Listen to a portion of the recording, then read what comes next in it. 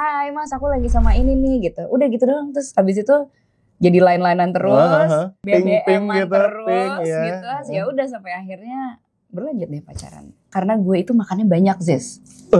Gue tuh adalah pemakan banyak. Lu adalah pemakan banyak. Jadi lo kalau tanya asisten gue tuh makannya bisa kayak 3 kali lipat lebih banyak daripada Mas Ipe. Oh my god. Sangat-sangat banyak gitu makannya. Hai sih guys, ketemu lagi dengan saya Indra Aziz di Vokal Plus Bebaskan Suaramu. Hari ini kedatangan sahabat saya Anden. Wah, Aziz. Gue senang banget ada lo di sini. Gue juga seneng banget, gue dari kemarin udah menunggu-nunggu ada di podcast lo. Karena kan udah kenal Aziz kayak dari gue segini maksudnya. Gila sih Din.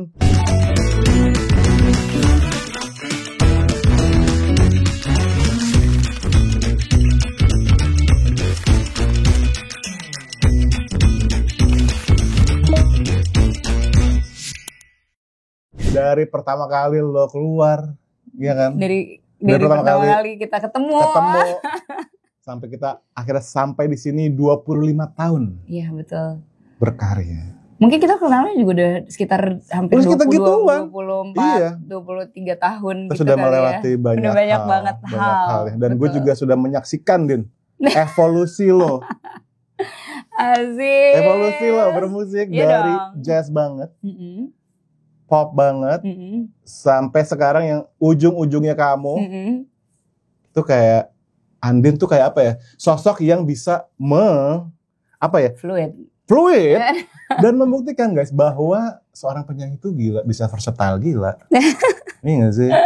Ayo, kalau lo, gue waktu awal banget kayak pertama kali tahu Aziz, pastinya dia nggak nyanyi. Itu dia. Karena pertama kali orang-orang yang dulu kenal Aziz pasti taunya dia bukan penyanyi. Tapi abis itu Aziz nyanyi itu sesuatu banget gitu ya. Terus akhirnya membangun sebuah sekolah, malah terjunnya ke pendidikan dan yang lainnya tuh kayak keren banget. Dan akhirnya podcastnya bisa sampai sebesar ini guys. Aduh, gila keren banget. Dan kita juga punya satu lagu yang mana kita bareng dan sekarang lagunya masih bergulir ya. Semua murid semua guru betul. Masih jadi salah satu lagu top di Spotify kita. Iya begitu gue bisa berbangga hati. Gue lihat dong streaming gue tiap bulan di Spotify apa. Padahal itu lagu kita. Lagu kita barengan sama almarhum Glenn, sama Tompi, Enda Resa, Vidi dan lainnya. Tapi Din, congrats ya. Gila lo dalam waktu singkat ngeluarin ujung-ujungnya kamu sama untukmu tuh kayak. Iya singkat ya. Udah gitu lo menuju 25 tahun konser. Iya pula. Betul, thank you so much. Wah itu gila sih. Gimana sih Nen? Coba dong ceritain Din, menuju konser 25 tahun nih. Apa yang sedang terjadi dalam hidup lo nih? Ada Kawatabi. Iya. Ya kan, menurut gue sih, jadi kalau ditanya sama orang gitu kayak 2025 nih kenapa sih bikin 25 tahun berkarya gitu. Sebenarnya gue juga mikir ini tuh udah cukup lama gitu sih. Sebenarnya gue udah mencita-citakan di dalam kepala gue gitu kayaknya nanti 25 tahun harus nih gue bikin sesuatu. Kan nanti 25 tahun karirnya, 40 tahun hidupnya gitu di tahun ini. Terus kalau ngomongin kehidupan yang lain tuh kayaknya kayak ini 10 years anniversary di tahun ini gitu. Jadi kayak banyak hal yang menurut gue milestone kehidupan tuh terjadinya di tahun 2025 ini gitu.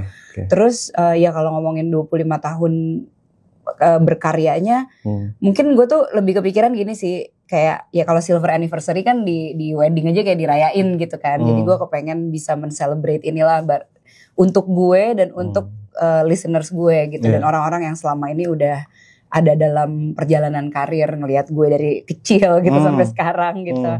Terus ya selain itu sebenarnya gue juga ingin bersyukur juga gitu. Maksudnya nggak semua penyanyi juga diberikan keleluasaan dalam berkreasi gitu. Jadi gue mengucap syukur yang sebesar-besarnya banget. Sampai sekarang masih dikasih kesempatan bukan hanya untuk nyanyinya tapi juga untuk explore di panggungnya, di gaya musiknya, di berbagai macam lini gitu di dalam kehidupan bermusik ini gitu. Apa sih menurut lo ya yang menjadi pembeda utama atau apa sih yang arahnya tiba-tiba membedakan dari konser 15 tahun, 10 tahun. Itu banyak banget. Banyak banget ya. Jadi menurut gue konser yang kali ini secara konsep jauh lebih matang pastinya gitu. Jadi memang ada tema besar gitu yang memayungi si konsep-konsepnya. Nanti juga akan ada beberapa act di dalamnya. Jadi masih rahasia nggak sih? Enggak juga ya? Udah di teaser-teaser? Enggak. Kita belum ngasih apa, tapi aku bisa ngasih tahu akan ada 4 act gitu di dalamnya. Oh, oke. Gitu. Jadi 4 act di dalamnya, ini temanya beda-beda lagi nih. Gitu. Yang jelas mungkin kayak aku kasih bocoran aja, yang pertama dan kedua itu akan sangat jazz gitu. Oh, menarik gue ya. Gitu. Jadi sebenarnya karena aku udah bocorin juga gitu Tohpati Jazz Orchestra, jadi orang juga pasti udah punya ekspektasi juga ketika datang apa yang akan mereka denger gitu kan sebenarnya. Gitu. Terus ya itu yang pertama dari konsepnya dan temanya. Terus mungkin yang kedua dari segi musiknya. Mungkin kalau di konser yang sebelumnya kan memang formatnya tuh lebih band tapi dikasih ada stringsnya gitu kan. Tapi kalau ini memang dari awal udah orkestra gitu. Dan dipampang di depan seperti itu. Gitu. Sih. Tapi lo gila ya, maksud gue dari awal karir lo, Andin. Lo tuh udah bekerja dengan orang-orang berbagai macam ya. Dari the legend himself, ya kan, Elva. Mas Indra Lesmana. Dan akan ada juga di konser nanti. Mas Indra Lesmana? Yes. Oh, ini udah lo announce? Belum. Kalian pertama kali ada Indra Lesmana di konser 25 tahun ya. Apakah 4 act ini juga berkolerasi dengan 4 jenis seating tiket? Enggak. Oh enggak.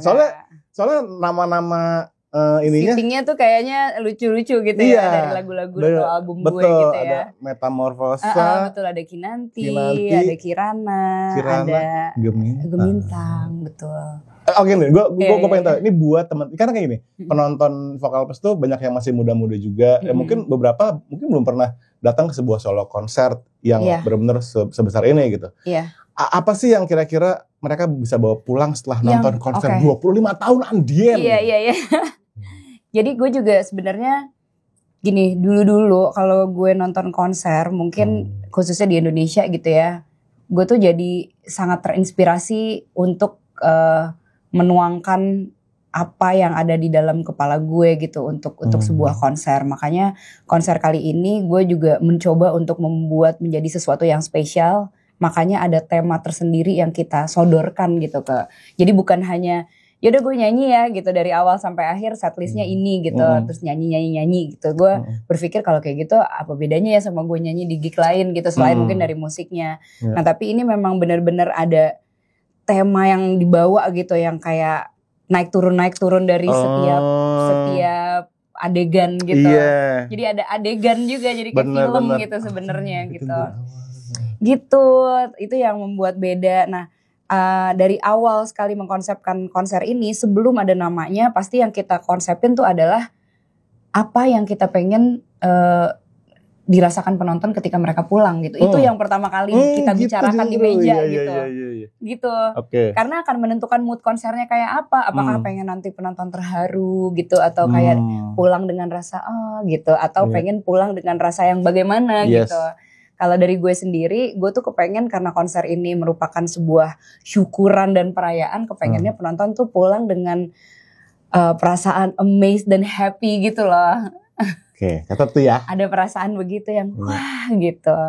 Dan menurut gue mungkin di tengah banyak berita yang mungkin gak enak atau kita scroll media yang kayak agak drained dan segala macam, mungkin konser ini tuh bisa menjadi sesuatu yang positif gitu buat teman-teman semuanya. Iya, kemarin juga lu sempat kayak menunda announcement ini ya karena keadaan ya. Betul, itu sebenarnya gue juga agak stres juga nih gimana dong sih, gitu kan.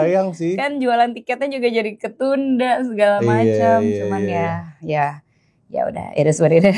Ya. Karena udah nyemplung ya nggak bisa ngapa-ngapain lagi, harus keep going. Tapi gue rasa justru kita lagi butuh-butuhnya nih sebuah sajian dari Andin ini, iya nggak sih? Karena kita capek juga nonton sosial media yang pusing ya kan. Kita perlu datang ke konsernya Andin 25 tahun dan merasakan apa yang tadi Andin katakan ya. Dari songlist nih. Ini kan lu kan ada 8 studio album dan single. Iya, betul. Lu gimana tuh nentuin songlist? Lo pack menjadi berapa lagu tadi kalau boleh di-share? 25 lagu. 25 gimana tuh lo? Jadi 25 tuh termasuk yang jadi nanti ada medley-nya tuh dihitung 1. Ada medley. Tapi itu dihitung 1. Jadi kalau 2 tuh dihitung 1. Jadi 25 nomor gitu. Seru. Oke. Susah gak nentuin songlist Nentuinnya susah. Jujur kebayang. Jujur nentuinnya susah. Karena kalau misalnya kita cuma ngomongin kayak oke, kita ngeband aja deh gitu. Dari awal sampai akhir mungkin akan lebih mudah untuk menentukan mana yang di awal, mana yang di akhir. Karena ini ada act-nya itu, ada segmen 1 ceritanya tentang ini, segmen 2 moodnya begini dan ceritanya tentang begini, segmen 3 begini. Itu yang membuat kita kayak, kita tuh maksudnya aku dan Mas Bontot ya, dengan Tohpati gitu. Kemarin Mas Bontot tapi ngomong gini, kayaknya seumur aku jadi music director belum pernah nih aku dikasih koridor yang seperti ini gitu. Jadi kayaknya buat dia ini challenging juga gitu untuk nentuin lagu pertama yang mana, kedua yang mana, ketiga yang mana gitu. Itu pun walaupun dia sekarang sambil paralel bikin, masih ada aja tuh yang kayak, Din aku ganjel ya, ini tuh harus ada bridging antara ini dan ini gitu. Maksudku, wah ini gila sih sampai Mas Bontot bisa merasa ini ganjel, berarti kan dia udah bisa menaruh pikirannya seolah ada di hari H gitu kan, merasakan apa yang dirasakan penonton gitu. Jadi ya buat gue ya kayaknya sepertinya semua orang lagi punya api yang sama gitu untuk ke hari H. gue kebayang karena gini kan dari karya-karya London itu kan secara musik genre aja bisa kontras banget ya gak sih? Iya, betul. Dari yang tahu-tahu ada jungle-nya zaman-zaman dulu ya gak sih? Iya. Terus sekarang kayak yang terakhir nih kayak ada nuansa 90s sophisticated pop gitu. Tapi ada juga yang makanya gue kebayang kayak apa ya aransemennya? Apakah ini benang merahnya tuh di Mas Bontot tuh diapain gitu kira-kira? Kayaknya benang merahnya suara gue aja deh. Nah iya sih kalau kita denger dari pertama kali suaranya Andin kayak bener-bener nggak selalu menjadi. Karena iya. Gue kayak gini, kalau gue pengen denger dari penyanyinya deh. Kalau menurut Andin 25 tahun berkarya ini, suara lo berubahnya di mana nih? Suara gue berubah sih. Berubah ya? Udah pasti berubah. Oke. Mungkin waktu awal tuh kayak banyak dipengaruhi sama referensi musik. Oke. Terus kebiasaan di panggung tuh nyanyinya tuh tipikal lagu yang seperti apa. Terus mungkin belajar nyanyinya sama siapa gitu kali ya. Jadi kayak jadi pasti berubah-berubah gitu. Tapi buat gue kayak perubahan itu tuh kayak patut disyukuri juga sih. In a way ya, contoh-contoh misalnya waktu album pertama kali nyanyi karena belajar sama almarhum Elva Sessioria gitu. Jadi kebiasa ngambil not-not dan ya kebiasaannya Bang Elva banget lah lo kayak kalau penyanyi tahu gitu itu Elvas banget gitu banget. Rasanya gitu. Bener. Lalu karena waktu itu gue kebiasaan memang denger lagu-lagu yang dikasih referensinya sama Bang Elva gitu. Nah begitu gue album kedua waktu itu diproduserin sama Mas Indra, gue tuh lagi seneng-senengnya dengerin lagu bossa nova gitu. Nah alhasil gue tuh nyanyinya bener-bener kayak super laid back banget gitu. Susah sih kalau gue mau nyanyi swing, nggak dapet gitu kayaknya, kayak bener-bener kayak santai Wallace gitu. Iya. Kalau didengerin di album Kinanti itu kayak memang aimnya sebenarnya nyanyinya emang di belakang terus gitu, gitu. Terus semakin kesini ya wawasan musiknya semakin bertambah, semakin luas. Terus ya makanya sampai di 25 tahun ini kalau ditanya mau bikin lagu kayak apa lagi gitu. Jawaban gue tuh, gue pengen bikin yang gue belum pernah kerjain gitu. Itulah kerennya seorang artis sejati ya. Yang belum pernah gue kerjain. Misal tapi apa yang belum pernah lo kerjain? Semua udah pernah lo kerjain kayaknya dari jazz bang. Masa sih? Masih banyak lagi. Gue aja tadi tuh gue ditanya ada rencana gak buat tahun depan? Gue bahkan udah kepikiran album ke-10. Ini kan mau ke-9. Album ke-10 tuh gue pengen bikin apa? Gue tahu udah gitu. Kepikiran. Ya memang itulah ya. Kalau orang tuh bergerak berseni itu didasarkan dorongan untuk membuat sesuatu itu lu nggak terlalu mikirin kayak misalkan strategi supaya viral gitu.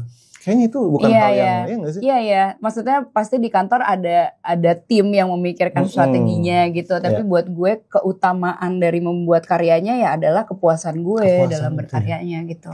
Dan lu sering kali membawa hal-hal personal dalam karya-karya lo kan. Iya. Termasuk di lagu ujung-ujungnya kamu. Betul. Kan ini kisah lo sama Mas Ipe juga. Sebenarnya iya. Ya, dan video klipnya lucu banget buat yang belum nonton. Iya dong, nonton dong. Ada siapa? Hanggini sama Lutfi. Iya tuh mereka tuh kayak merepresent lagunya banget gak sih? Iya, dari scene karena mereka awal memang gitu. Kisahnya mereka di dalam kehidupan nyata memang begitu sih. Jadi mereka dari yang pacaran terus putus, terus pacaran, terus nikah terus gitu. Nikah. Jadi kayak ujung-ujungnya tuh lo gitu. Ujung-ujungnya lo ya. Emangnya lo sama Mas Ipe dulu gimana deh? Gue kenal sama Mas Ipe tuh dari tahun 2002. Lo inget gak sih waktu itu gue ulang tahun yang di Hilton? Ingat, kan? Iya. Itu IO-nya Mas Ipe. IO-nya Mas Ipe.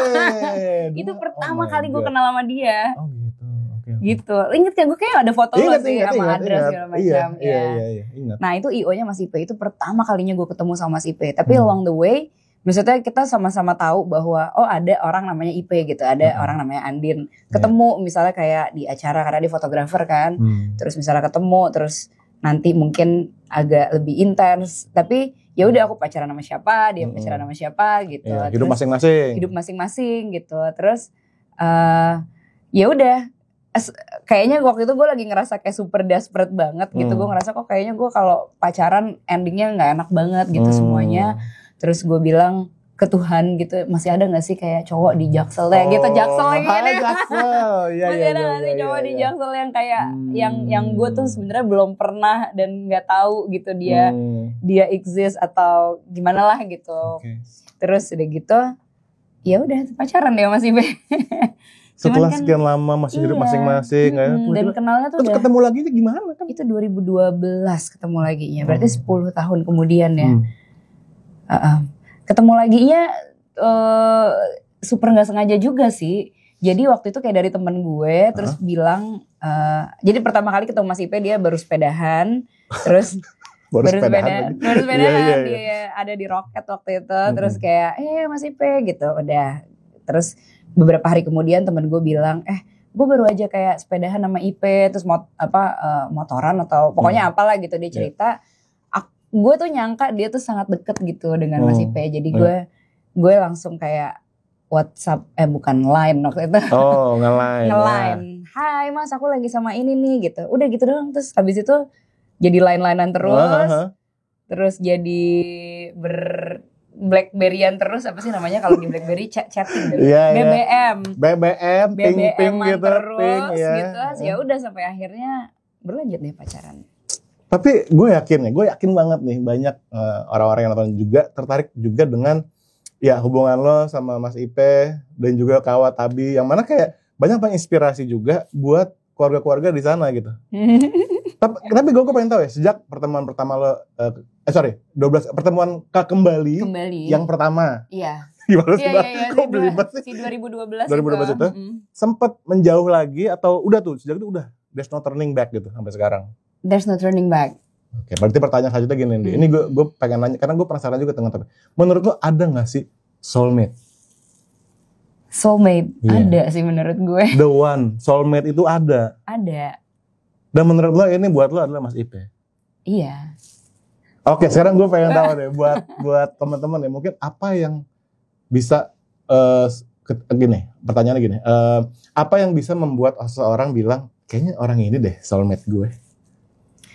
Kayaknya itu adalah klik yang nggak bisa dijelaskan dengan kata-kata deh menurut gue. When you met, when you knew gitu. When ya? you feeling click, banget. you click gitu. Oke. Iya. Soalnya kayak gue tuh pas pertama kali ketemu sama Mas Ipe kayak nggak tahu juga bahwa akan mengarah ke pernikahan. Dia pun juga gitu ke gue. Tapi terus jalannya tuh kayak dilancarkan aja gitu semuanya, terus nikah gitu tiba-tiba. Itu. Sebelumnya kalau gue pacaran, gue tuh ngotot banget yang kayak mikir gue kayaknya akan nikah deh sama orang ini. Gue kayak akan nikah gitu-gitu terus, tapi nggak jadi gitu. Jadi begitu ketemu Mas Ipe tuh flawless gitu hubungannya. Udah nge-flow aja gitu. Soalnya kayak gini ya, olahraga, selera fashion sama. Dan yang paling penting adalah selera musik menurut gue. Selera musik juga coba. Itu gimana coba? Menurut gue tuh selera musik di dalam sebuah hubungan tuh kayak salah satu yang paling essential. Mungkin buat orang lain enggak, tapi buat gue itu essential. How? Gue pernah waktu itu kayak dideketin sama orang, waktu itu masih SMA. Terus kayak kan dijemput. Dijemput, gue masuk mobilnya nih. Terus gue lihat nih ada kaset-kasetnya gitu di dalam kaset lagi. Ada kaset-kaset di sini terus di dashboardnya gitu. Terus gue lihat kasetnya. Gue kayak, masa gue di jalan pulang nanti gue dengerin ini semua sih gitu. Gue judge a book by its kaset. Judge a book by its kaset itulah quote hari ini ya guys ya. Iya benar. Terus gue gitu, ya gitu kayak langsung agak ilfeel gitu sih. Nah tapi maksudnya kalau yang sekarang itu dengan Mas Ipe, gue merasa sama sekali tidak keberatan dan malah seneng gitu denger playlistnya dia yang gue juga nggak tahu tuh penyanyi-penyanyinya misalnya siapa apa gitu kayak, ya asik ya gitu, seru ya. Gitu, terus kalau misalnya kita pergi kemana berdua nyambung gitu ngomonginnya, maksudnya kita mau nonton konser berdua, nonton atau ke party berdua, atau tipikal yang ya sesimpel misalnya kita lagi di mana tiba-tiba ada pemusiknya yang kita hargai gitu, kita tahu gitu musik yang kita tuju tuh apa gitu. Berarti bisa dibilang juga Mas Ipe juga termasuk orang yang berpengaruh juga ke evolusi musik lo dong, Den? Bisa jadi. Bisa jadi ya? Bisa jadi. Dan juga lo karena punya influence pasti. Iya, gue kebayang sih, maksud gue kalau misalkan dia katakanlah punya playlist baru atau misalkan dia manggil siapa sih? Sayang. Pakai nanya lagi. Jadi lo manggil gue dong, ya sayang. Ya sayang. Ya Allah. Iya. Ya Allah. Berarti kalau misalkan sayang, aku punya playlist baru dengerin deh gitu. Berarti nggak, dia kayaknya sesimpel kita lagi di mobil berdua dia setel aja sih. Setel. Apa sih kalau sekarang ngomongnya? Putar. Sama yang masa muter sih? Memutar playlist aja deh ya. Memutar playlist ya. Setel. Tapi ya gue Tapi gue penasaran ya, lo udah bilang selera musik sama, selera fashion sama, olahraga, dan kayaknya lo membesarkan Kawatabi pun kayak sejalan aja gitu. Iya. Tapi lo berantem gak sih? Berantem. Apa yang berantemin tuh apa? Lebih tepatnya tuh adalah kayak mungkin gue sebel, gue marah sama dia gitu. Kalau gue agak nggak tentu gitu, jadi gue marah-marah aja sendiri, dianya enggak. Jadi nggak bisa disebut berantem ya. Oh iya. Tapi ya dinamika ada lah ya. Sebel-sebel sendiri gitu. Sendiri. Iya. Mas Ipe, aku bisa mengerti perasaanmu. Tenang. Gue nganggapnya kita lagi berantem gitu. Tapi sebenarnya ya kamu yang lagi marah-marah sendiri deh gitu. Iya. Tapi beneran sih, lo kehidupan lo, rumah tangga lo juga banyak menginspirasi. Termasuk gue dan termasuk Sasa juga. Sasa sering nontonin. Oh gitu. Konten lo kan. Gemes banget. Dan juga lo juga sosok yang ada parenting di sana, ya kan? Ada juga health and fitness juga. Betul. Gitu. Kayaknya semua tentang Andin tuh positif vibe banget gitu loh. Masa sih? Dan itu yang kayaknya juga gue kebayang kalau orang pengen datang ke 25 years konsernya Andin tuh mau juga menyerap itu, Nin. Gitu ya? Iya, banget. Jadi gue harus share atau fitness di atas panggung gitu. Ya gue rasa enggak sih. Tapi ya gue sih kalau gue pribadi gue pengen bilang makasih juga udah menginspirasi gue dan banyak orang lainnya tentang parenting juga. Nah gue lihat nih Kawatabi. Itu mereka berdua adalah dua sosok yang sangat menggemaskan. Yang mana gue juga lihat mereka hobinya agak unik ya. Nah satu, dua-duanya suka boxing. Iya, tadi pagi baru boxing. Tadi pagi boxing. Terus main skate, dua-duanya main skate juga. Ya. Apalagi? Abis itu ninja. Ninja gimana? Les ninja warrior gitu. Ada les ninja warrior? Ada. Lo harus lihat sih mereka les ninja warrior. Coba dimasukkan footage-nya mereka les ninja warrior. Oke, tolong dicari ya. Ada juga lagu lo kan juga selain di ujung-ujungnya kamu menceritakan tentang lo dengan Mas Ipe, ada juga lagu tentang mereka kan? Ada. Jadi sebenarnya mungkin kehadiran mereka itu kayak memang menginspirasi gue untuk membuat lagu ya. Salah satunya tuh Belahan Jantungku waktu itu buat Kawa, Halo Sayangku, apa lagi ya buat Kawa ya? Biru karena namanya dia Anakku Askara Biru. Yeah. Terus waktu Tabi lahir itu ada lagu Anakku Sayang, ada lagu Tiba-Tiba Tabi, itu sama Mas Ali gemes banget. Iya. Terus udah gitu, ya itulah kira-kira. Berarti mitos yang orang-orang bilang, gue ini buat yang single-single, pengen nyanyi, pengen bermusik, bilang gue gak mau kawin dulu, gue takut karir gue terhambat, salah dong? Ya nggak tahu, mungkin tergantung orangnya kali ya. Soalnya gue pun juga dibilang gitu dulu gitu. Kayak yakin dia mau nikah sekarang gitu. Soalnya pasti karirnya menurun sesudah itu gitu.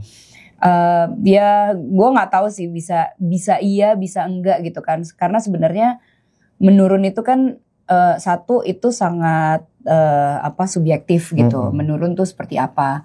Terus yang kedua menurut gue juga tergantung kayak bagaimana memanage pilihan lo gitu, sebagai mau jadi ibu tuh mau jadi ibu yang kayak apa, termasuk mau jadi penyanyi itu mau jadi penyanyi yang kayak apa gitu.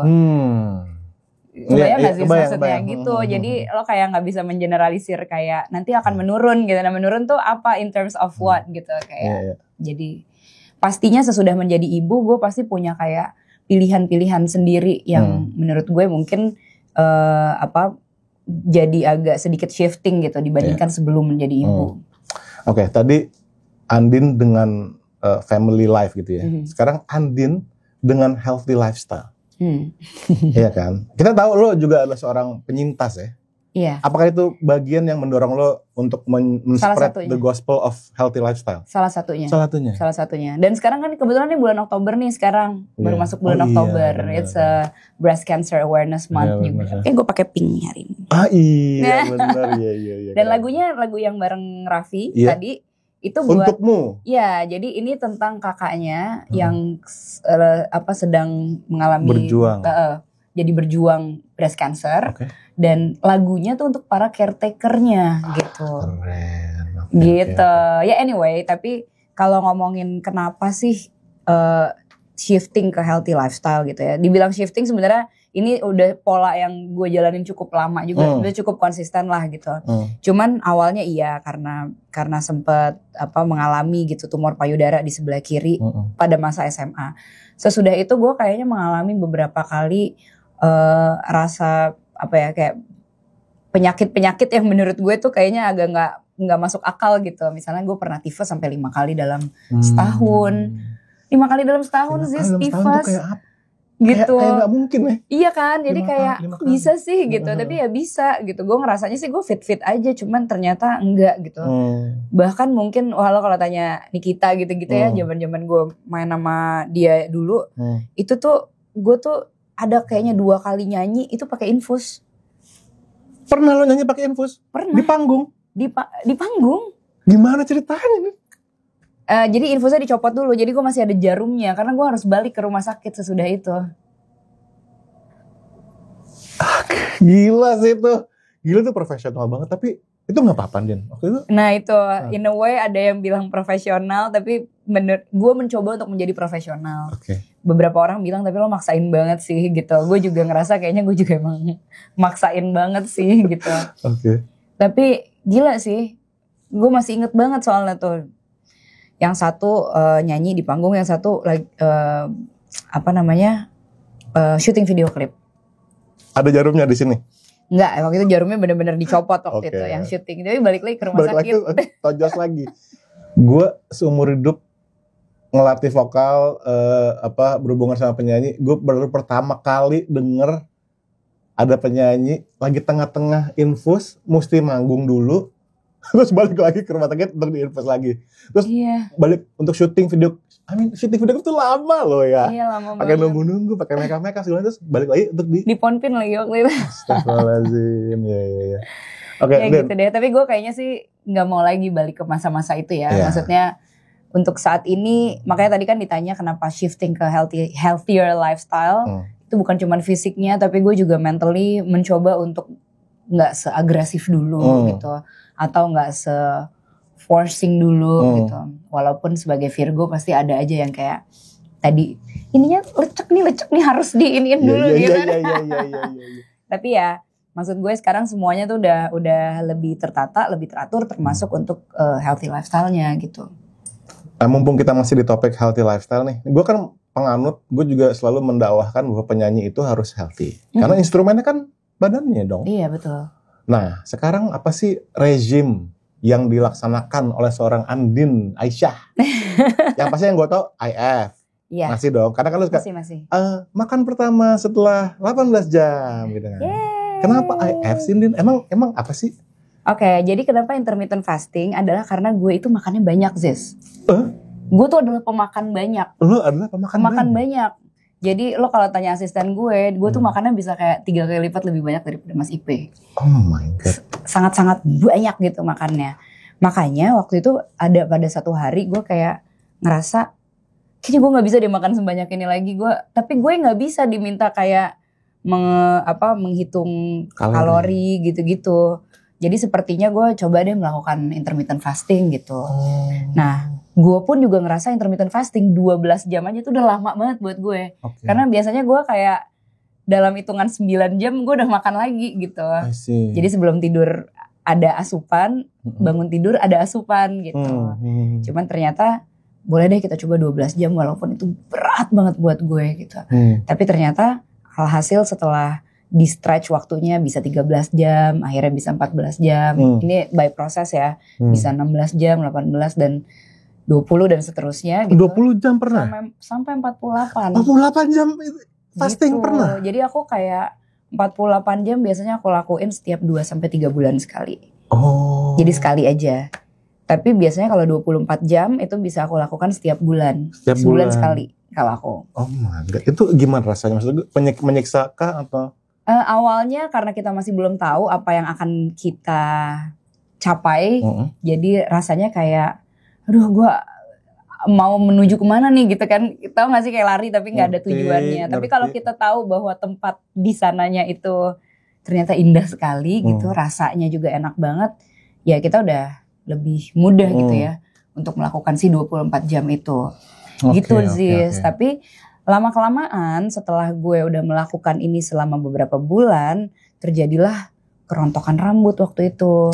Terus udah gitu tiba-tiba ada efek gitunya. Terus udah gitu waktu itu kulitnya kering banget gitu. Akhirnya gue mencoba digging lebih dalam dan memperkaya diri gue. Sampailah ke sebuah ilmunya dari Dr. Mindy Pelz.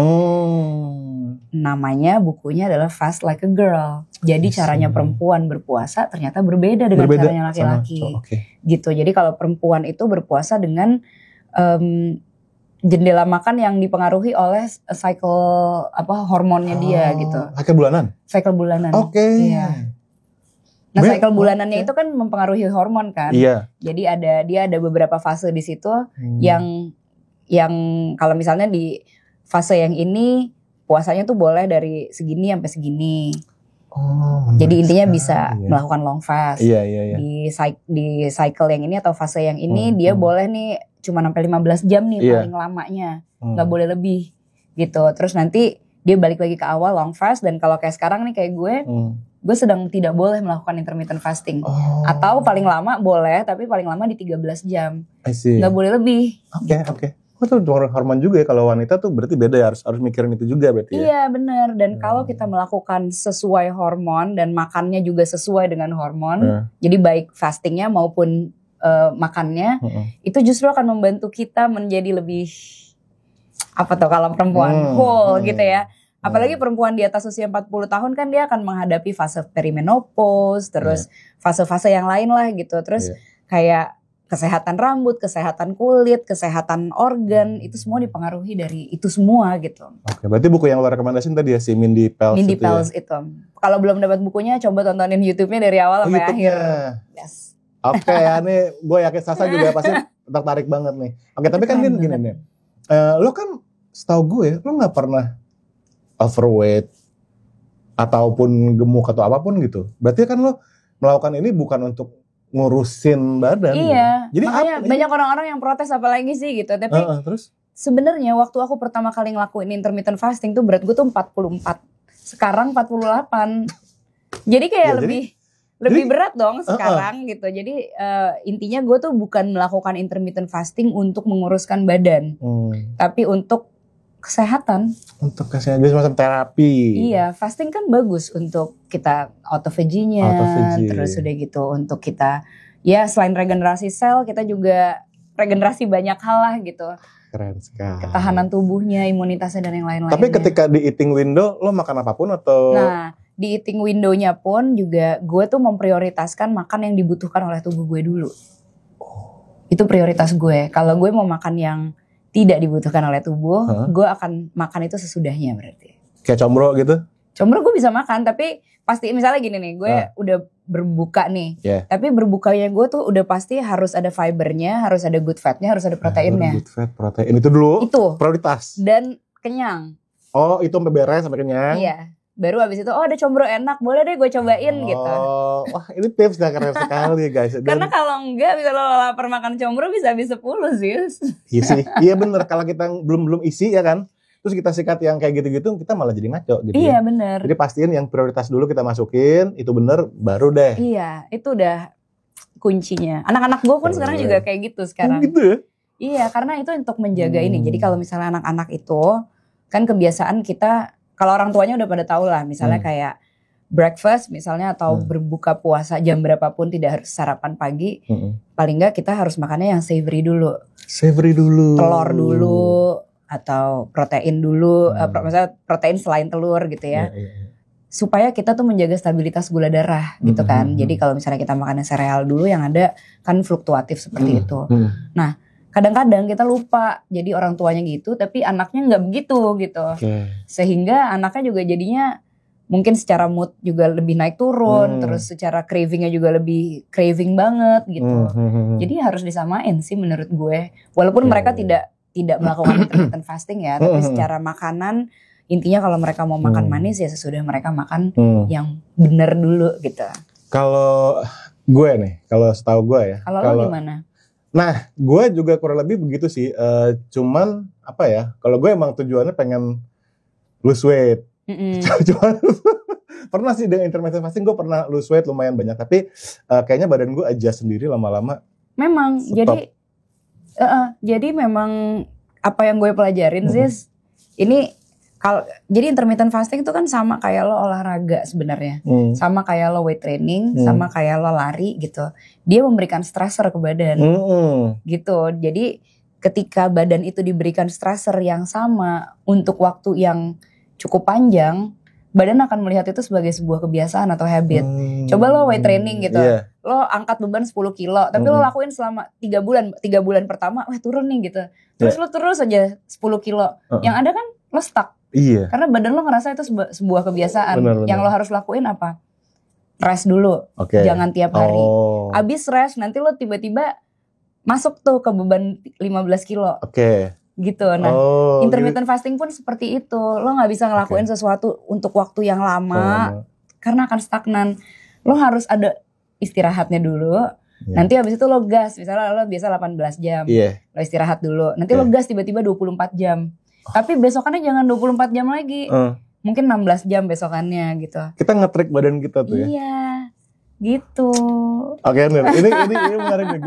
Gue pengen ada satu episode khusus ngomongin ini ya. Tapi menyangkut intermittent fasting sama musik nih. Gue kemarin ngobrol sama Petra. Petra bilang, dia kan juga intermittent nih. Dia bilang, gila gue intermittent fasting. Gue langsung ide-ide gue keluar semua. Lu gitu gak? Iya, jadi in a way kalau kita tuh sering banget sebenarnya yang mengalami yang namanya brain fog. Betul. Jadi kita kayak gak bisa mikir, semuanya butek dan yang udah kayaknya gak bisa gitu. Nah, ketika badan itu switching ke autophagy, khususnya di 24 jam intermittent fasting, itu tuh ada yang namanya tuh kayak apa ya? Jadi dia tuh bisa clearing the brain fog gitu loh. Nanti otaknya tiba-tiba tuh ada lampunya gitu sis. Gue gak bohong sumpah. Jadi gue bilang waktu itu ke nutritionist gue bilang kayaknya gue belum pernah sih brain fog, gue bilang gitu. Oh nggak pernah brain fog, ya udah tapi nggak apa-apa lakuin aja 24 jam supaya kamu pernah gitu merasakan betapa clearnya otaknya. Akhirnya gue melakukan nih 24 jam, itu jam 8 malam waktu itu. Terus gue langsung WhatsApp gini, kok gue ngerasa sekeliling gue terang banget ya, kenapa ya? Sampai gue nggak bisa tidur, saking ini tuh terang-terang. Berarti selama ini kamu brain fog kan? Selama ini brain fog, makanya begitu terang-terang tuh itu clear. Saya clear banget setelah gitu. 24 jam tuh lo rasain. Iya. Dan itu 24 jam itu malahan lo jadi kayak punya energi buat treadmill lama banget. Justru punya energi. Kenapa? Tahu gak kenapa? Kenapa? Karena badan lo udah mengambil energi itu bukan dari gula yang ada di badan lo, tapi dari lemak yang ada di dalam organ-organ itu. itu energinya lebih dahsyat. Ini berarti sesuatu yang seharusnya semua orang lakukan dong. Seharusnya, iya. Kan makanya ada puasa di dalam, hampir semua agama ada puasa. Oke guys, kita gitu. harus coba guys. Nah, menyangkut konser lo nih. Sebelum aku konser, akan intermittent fasting. nah itu pertanyaan gue selanjutnya. Pengen tahu Kayak cuma rencananya. ditanyain di podcast lo dong. Sebelum konser intermittent fasting gak? Gue belum ada rencana sejujurnya. Oh belum tahu ya? Gue tuh intermittent fasting agak ngeflow aja. Maksudnya okay. kita lihat aja hari ini hari keberapa ya gitu. Ya udah berarti gue ngelakuin ini gitu. Gitu. Oke. Wah keren. Gue akan coba mendig deeper deh tentang yang mana kalau menurut saya juga kalian kayak seru sih karena udah ngobrol sama Petra sama Andin. Ayo ternyata keren banget bahkan buat dalam hal kreativitas ya. Iya betul. Kalau kekuatan nyanyi pun juga waktu itu Rifa ikut gak sih? Waktu itu gue sempet nyanyi ke Jogja. Pas gue lagi intermittent fastingnya 48 jam. Oke. Tapi dalam keadaan gue nyanyi nih. Bisa ya di Jogja itu. Nah itu susah menurut gue. Susahnya tuh adalah karena gila orang-orang kan pada makan. Makanya di Jogja loh ya. Di gitu. Jogja terus ya. Wow enak sekali ya. Kadang-kadang gue gini. Oke dari jauhnya gue deh. Enak gitu. Oh my God. Oke. Tapi yang challenging waktu itu sebenarnya adalah ya itu menuju 24 jamnya itu yang susah. Kalau dari 24 ke 48-nya menurut gue lebih mudah. Gitu. Menuju ke 24 lumayan aduh gitu. Nah itu pas gue harus naik panggung gitu. Jadi kayak. Tapi gimana pas lo naik panggung? Getar-getar gitu atau? Enggak sih. Enggak. Cuman agak sebenarnya badannya kan lebih enteng gitu ya. Karena lo kan gak ada asupan gitu. Cuman emang kadang gitu tangannya dingin terus ini jadi gue mesti minum hangat aja gitu. I see ya. Sebenarnya mungkin kalau nggak harus naik panggung akan lebih mudah gitu. Iya. Iyalah ya. Oke nih kalau olahraga sama suplemen Din. Pengen tahu olahraga. Nah, gue tuh melakukan olahraga saat ini itu yang kira-kira memang dibutuhkan dalam kehidupan gue. Maksudnya gini, kayak gue tahu bahwa perempuan itu harus menabung massa otot yang banyak. Supaya mencegah sarkopenia. Terus berarti gue harus ada weight trainingnya. Terus gue melakukan pilates, ya di situ kan juga ada bebannya juga gitu kan. Dan selain itu flexibility dan ngelatih spine juga. Itu dari tahun 2012. Oh itu udah konsisten tuh? 2011. Oh wow, oke. Lama juga ya? Lama juga sih. Terus gak pernah stop tuh? Lanjut terus ya? Makanya tahun ini tuh menginjak ke 1000 kali gue pilates lah. Lo pelari bukan sih? Nah, gue tuh gak terlalu lari. Cuman kalau disuruh lari, ayo. Oke. Gitu. Jadi kenapa gue gak terlalu lari yang sampai kayak maraton gitu. Makanya sebenarnya gue tuh saat ini melakukan kegiatan olahraga yang sekiranya tuh fit untuk kehidupan gue. Makanya olahraga gue dilakukan di rumah. Kalau pilates juga gak jauh dari rumah. Terus gak lama dilakuinnya. Tapi hasilnya nyata gitu. Nyata buat bentuk badannya. Nyata buat kayak untuk vitalitasnya. Nyata buat jantungnya. Gitu. Makanya gue kayak kalau ditanya kenapa sih gak melakukan kegiatan A yang orang-orang lagi pada FOMO gitu misalnya. Ya buat gue udah pernah nyoba beberapa kali gitu. Tapi memang kalau secara tujuan itu gak terlalu perlu gitu dalam kehidupan gue ngapain gitu. Gue suka banget sih itu. Karena kita kan spend waktu ya. Iya kan, kesananya udah sejam atau setengah jam sejam. Itu dia. Di sananya udah 2 jam sendiri. Nanti pulangnya, nah terus ngaruhnya signifikan gak gitu ke badan? Kalau enggak, kayaknya gue mendingan main di rumah sama anak-anak atau kerja. I love it. Kalau suplemen? Suplemen gue lengkap banget, suplemennya banyak. Yang wajib banget yang lo nggak mungkin nggak ada gak?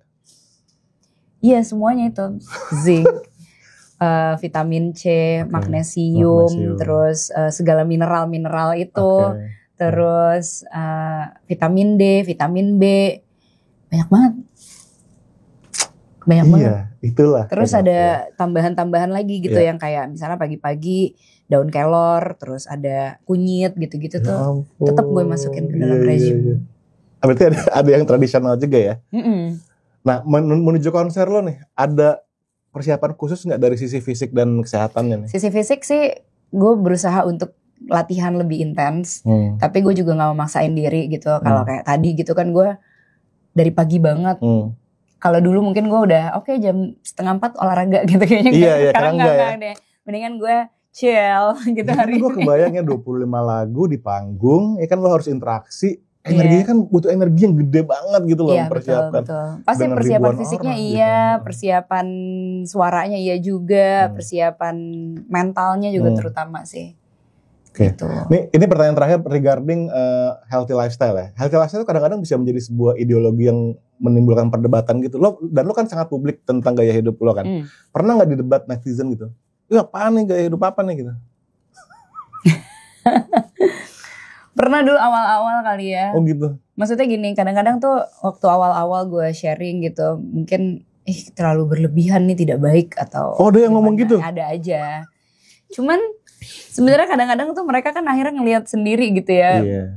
Mungkin ya semacam bukti gitu bahwa ternyata kepake ya gitu buat performance gitu atau kepake ya buat kayak dalam keseharian gitu masih bisa misalnya anak gue main skate terus gue main skate bareng mereka gitu kan kayak wah gitu. Ya ampun. Jadi ya udah ini dengan sendirinya aja sih. Tapi gue berterima kasih lagi sama Ani karena lo mendakwakan healthy lifestyle buat penyanyi-penyanyi sih, yang mana itu penting banget. Iya dong, harus. Apalagi buat yang muda-muda, justru karena muda jadi ini kayak peluang yang benar-benar terbuka lebar gitu untuk menjalankan si healthy lifestyle ini sebelum nyesel. Memang sosok Andin sangat menginspirasi. Tadinya tuh Aziz ngajakinnya podcastnya di gym loh, jangan sedih sambil pengen banget sih, sumpah sih, gue belum pernah kesampaian tuh, gue pengen ngajak lo misalnya. Harusnya Mbak Dira juga tuh dengan Dira High Rocks ya gitu. Kan dengan High Rocks-nya, wah pengen banget sih. Tapi one day semoga kesampaian, gue pengen banget ada satu segmen tuh atau satu program yang ngomongin tentang healthy lifestyle gitu. Oke, Andin, kita kembali ke musik nih Andin. Iya. Ujung-ujungnya kamu, oke? Itu video klipnya lucu banget dengan sutradaranya Mas namanya Gilbert. Iya. Dengan energi yang menggemoykan ya kan. Gue pengen tahu deh, kan tadi lo bilang juga di konser ini lo menaruh kreativitas. Nah untuk video klip ini gimana? Lo hands on banget atau lo serahkan ke Mas Gilbert? Oke. Jadi memang dari awal sebenarnya yang titipan gue tuh cuma satu. Pokoknya harus Hanggini sama Lutfi. Oh gitu, itu titipan request gue. Itu request gue. Gitu. Nanti dikemasnya kayak apa? Karena ini video klipnya agak semua momentumnya tuh bersamaan dengan persiapan konser, persiapan abis ini tuh juga gue akan keluar sebuah karya live set gitu. Itu juga semuanya tuh pas waktunya barengan. Produktif amat ya Allah. Iya, gue juga akhir-akhir ini lagi gitu kayak ting. Gitu. Jadi akhirnya yang video klip ini justru gue ngajak tim gue untuk ayo kita brainstorm bareng gitu. Tapi titipan gue adalah Hanggini dan Lutfi. Lucu banget sih. Itu dua sosok itu benar-benar mendefinisikan MV-nya si lagunya. Iya. Nah untuk lagu sendiri kan itu kan Clara Riva ya? Iya. Sama Clara Riva tuh gila ya. Dia tuh ya Allah nyiptain lagu tuh bener-bener seru cepat dan tepat. Nah udah gitu ketemunya sama Sik. Iya. Berarti Sik juga cepat dan tepat. Cepat dan tepat ya. Tapi waktu pertama kali ngobrol sama Clara Riva gitu, pokoknya intinya ya gue request dengan tema tersendiri, terus dengan kayak yang gue request banget tuh sebenarnya adalah kayak alunan verse-nya gitu ya. Jadi makanya Kamga bilang gila nih ini verse-nya ini bener-bener kayak tailor made banget buat lo dia bilang. Oh iya sih. Gitu. Jadi ada kayak in a way kan lagunya muda tapi kayak the sexiness-nya tuh tetap ada gitu di bagian verse-nya dan bagian bridge-nya. Terus gue memang kepikiran sih karena belum pernah kerja sama dengan mereka. Terus pas pertama kali ketemu Sik sebenarnya ya pas ditanya gue juga aduh kayak apa ya. Tapi referensi yang gue kasih tuh ada lagu Desiree yang live. Live, oh live gitu. Terus satu lagi Swing Out Sister. Yang ada terdengar 90s-nya gitu ya. Iya emang kepengennya gitu sih. Kayak maksudnya easy listening tapi tetap ada sentuhan itunya lah. Dan berarti Sik cocok banget lah mengerjakan ini sangat. Kan? Dari segi sound, dari segi music style gitu. Berarti kan siapa sih? Siapa? Sanet. Ada Marco. Terus ada Kitut, ada Jessie. Iya benar, iya. Sedap banget sih. Gokil. Nah ini si musik lo ini berarti kalau untuk konser 25 apakah banyak gitu ya stylenya ya? Iya. Style tapi berarti menggambarkan evolusi musik lo semua ya?